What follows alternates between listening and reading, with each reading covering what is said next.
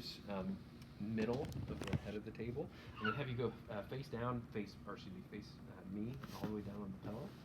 And then it kind of has this natural bevel with the table that will kind of roll as you start to put them into the position. With positioning of the arms, what I'm going to have him do is put one hand right here just to stabilize, and then I'm going to lock this up so that it's a little bit more on tension. This side's on slack. And so the position, he's going to be looking this way, same arm is going to be up, and then the other side I'm going to kind of provide a little bit of a traction just to give some tension on that. The last piece, I'm going to have him look up just slightly. Okay, so it's almost kind of like you're looking up towards your watch. Okay, so we're here, scoot over just a little bit more until you can feel it. All right, so from here, I'm going to come across, and then I'm going to come right here to where I get to CT junction, and then my elbow pointed towards my pocket, or my forearm, if you will, is in line with my pocket. If I try to do it like this, I lose a lot of force. I'm just, leaking energy.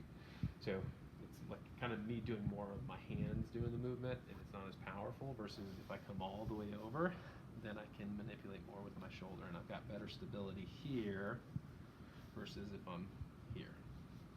Okay, so one hand's going to go here, so CT junction, elbow out, and then this hand is going to be right here on the side of the head. So I'm going to roll, and basically what I'm going to try to do is get his nose vertical, and then when I get it vertical, I'm going to apply about 60% here, 40% here in terms of my thrust. Okay, so same setup, table, mid-thigh. I've got him set up to where one hand is here on the table hook so that this side is on slack. This side, I'm going to pull it down so it's on tension. Put the head so he looks up to his watch. I'm going to pull the shirt.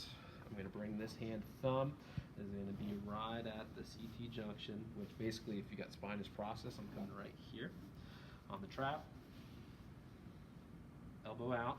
I'm going to rock. And then 60%, 40%. In my opinion, this one can sting. That probably stung. A little bit, yeah. And so that one is one that I think is a little bit tougher to do it that way, but can still be a good one. And how they recommended it is if you got like someone who's got like this persistent just like pain in their trap, then that's usually a pretty good technique to go.